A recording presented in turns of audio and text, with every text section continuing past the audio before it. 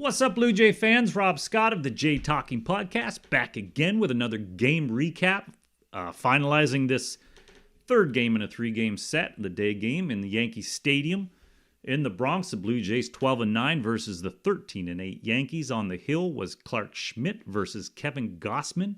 I was expecting a winnable game from this, but it did not start out that way. I'm going to jump right into the box score. Then I have a little thought experiment I'd like to talk about at the end of this, so please stick around.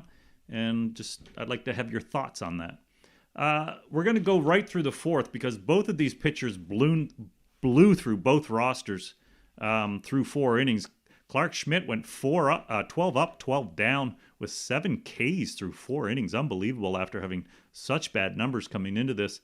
Kevin Gausman was not much worse. He also had 7 Ks through 4 and just gave up 1 hit to Kiner Falafel. So we'll go right to the fifth at a 0-0 score. Schmidt, Varsho lines out. Matt Chapman gets the first hit, a double. Kirk then strikes out, so 1 on, runner on second. Witt walks. Jano then flies out to center. Bottom 5, DJ LeMahieu leads off with a double. Looks like trouble for the Blue Jays, but Gausman then strikes out the next 3 batters, now 10 Ks through 5 innings. Top 6, Kiermaier grounds out. Springer reaches on an error to shortstop. Bo, fielder's choice, moves that runner over on a nice play up the middle by Torres. Vladimir Guerrero then follows with 1 on. A 2-run blast, 380 feet. 115 miles per hour makes it 2-0 for the Blue Jays. Then back-to-back Dalton Varsho slams a 402-foot shot to right field, makes it 3-0. So just like that, Clarke Schmidt was dominating this roster, and then boom, 2 big swings took him out of the game. Pitching change, Michael King in. He then Ks Chapman to end it 3-0 Blue Jays. Top 6. Bottom 6, Gausman continues to mow. He goes 3 up, 3 down through the Yankees. Top 7th now, Michael King still on the hill. Kirk Ks. Witt then doubles, extends his hit streak to 9 games. That's followed by a Danny Jansen double. RBI, 4-0 now Blue Jays. Kiermaier then grounds out. Springer flies out, 4-0. To the bottom of the 7th, Gausman again. Very good. Gives up 1 hit to LeMahieu after 2 outs, but gets through it 4-0. That will be the end of his night. Top 8th, pitching change. Ian Hamilton in. He goes 1-2-3 through the Jays with a K. Still 4-0. Bottom 8, Eric Swanson in. Now, the change in the 7th, to Gausman to come out, he had 84 pitches in the 6th inning after 6 innings. Manoah had 85 pitches after 7 innings. Scenario a little bit different in terms of the score, so it's not exactly apples to apples, but it is in terms of how they were mowing through the order and what their pitch count was. So for him to take out Manoah and essentially the exact same amount of pitches leave Gausman in, curious, but I'm glad he did. But anyway, to the bottom of the 8th, Swanson does come in. He goes 1-2-3 through the Yanks. Top 9, still 4-0 Blue Jays. Chapman singles. Could have been an error on the third baseman. Runner on first. Kirk then walks. 2 on. Nobody out. Witt flies out. Runner advances to third. Jansen, fielder's choice. Another RBI for him. That's 2 on the day. Makes it 5-0. Then the next 2 guys get out. Bottom 9th, pitching change. Adam Cimber comes in. He gets the first 2 batters to line out. Then it gets a little iffy. Anthony Rizzo homers, breaks the shutout. 5-1. Followed by 2 singles by Torres. Then LeMahieu, 2 on, 2 out. Cabrera up. Cimber gets him to fly out. 5-1 Blue Jays win. Yankees pitchers Clarke Schmidt, 5 2/3, 3 hits, 3 runs, none earned, 1 walk, 8 Ks, 76 pitches through 68.4% for strikes. Michael King with an inning and a third, 2 hits, 1 run, 1 earned, 1 K. Ian Hamilton, 2 hits, 1 K. 1 hit, 1 run, 2 walks, 2 Ks. Bullpen for the Yankees combined for 3 1/3, 3 hits, 2 runs, 2 walks, and 2 Ks. Blue Jays pitchers Kevin Gausman was brilliant. That's 5 in a row for the Jays starters. 7 innings, 3 hits, no walks, 11 Ks, 103 pitches, ties this season high. He threw 67% of those for strikes. Eric Swanson, an inning and a K. Adam Cimber, an inning, 3 hits, 1 run. Blue Jays bullpens combined for 2 innings, 3 hits, 1 run, 1 K. Yankees hitters, 6 hits, 1 run, 1 home run, 1 steal, no walks, 12 Ks, and 7 left on base. Rizzo 1 for 4 with a ribby. That was his 1,500th career hit and 900th career RBI. Good for him.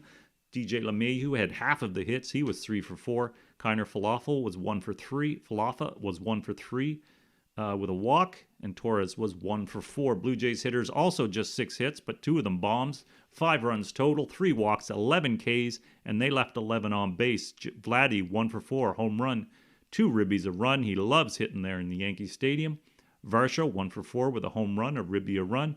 Chapman 2 for 4, 1 run. Witt 1 for 3, a run and a walk. And Jansen was 1 for 4 with 2 walks. So good win by the Blue Jays. They now go to 13-9 on the season, tied with the Yankees, 3rd overall in the AL East behind Baltimore and Tampa.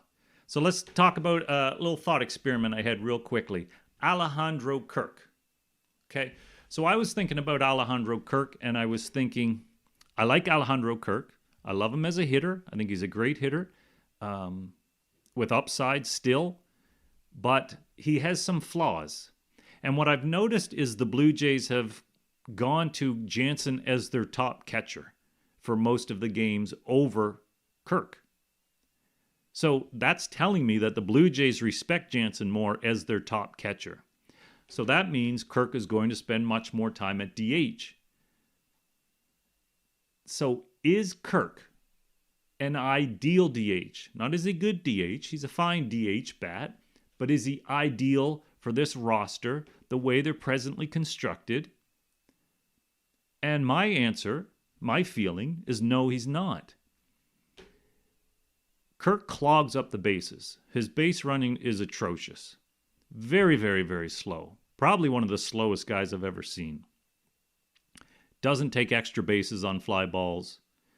He's just base-to-base runner.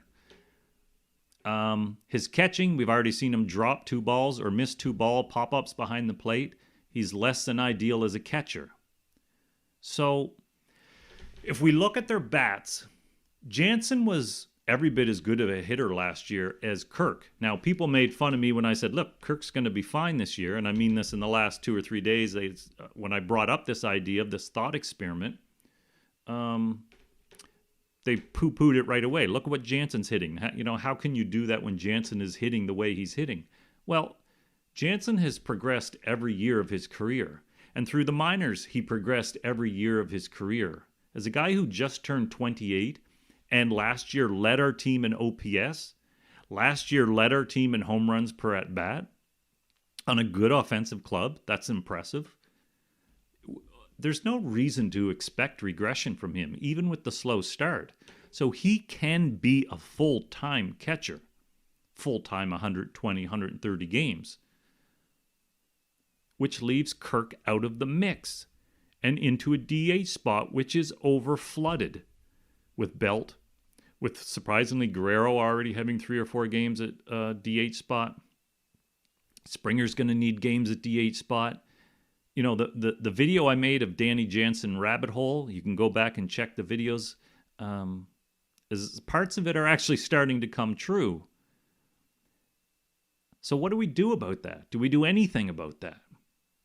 Because the upside is we could flip Kirk, which I don't want to flip because he's not good enough. I want to flip him precisely because he can bring back value. He can add to this bullpen, which I think is a problem. He can add to strengthen other areas of our team, which will make us overall a better team. The downside is you now got to go out and get a backup catcher. We don't have a lot in the minors that we can go to. So it's not a perfect scenario, but would you go to a defensive catcher? Would you flip a low-level prospect to pick up somebody, a veteran, who can call a really good game and work the area from that and just ignore the bat? Strengthen, but like I say, sell Kirk to strengthen elsewhere, either in the pen, or maybe in the offense. I don't know exactly, but I think there's an interesting thing happening here. And with the way the Jays are using Jansen as the full-time catcher, or the primary catcher, sorry. So I think that's interesting. And going back to the bullpen, again, it's still a little bit too early. Once we get to about the 40 game mark, I think we can start making real assumptions about things. But Kirk is, the bullpen is one area that I see being, it needs help. We came into this series against a Yankees bullpen that was best in the league, 2.04 ERA. We dirtied them up a little bit. We scored 6 runs off them in 9 1/3. That's a 5.93 ERA. But our bullpen wasn't much better. In 6 innings, we gave up 2 home runs, 4 runs. Our ERA was 6. So that's a trouble spot for us. And overall, I think we're ranked about 21st overall in the pen. So could you get a really good arm in the pen for Kirk? And would that make this team better? I don't know. I think it's an interesting thing to think through, and I think we're going to see somebody that we don't expect to be traded at the trade deadline from this team. Again, one thing about Kirk is that his speed doesn't offer. It's not built for how this team is constructed. So it's interesting. Anyway, Blue Jays at it tomorrow again against the White Sox back home, the 7-15 White Sox. So can't wait for that series. I will see you tomorrow. I hope you continue to join me. Thank you very much.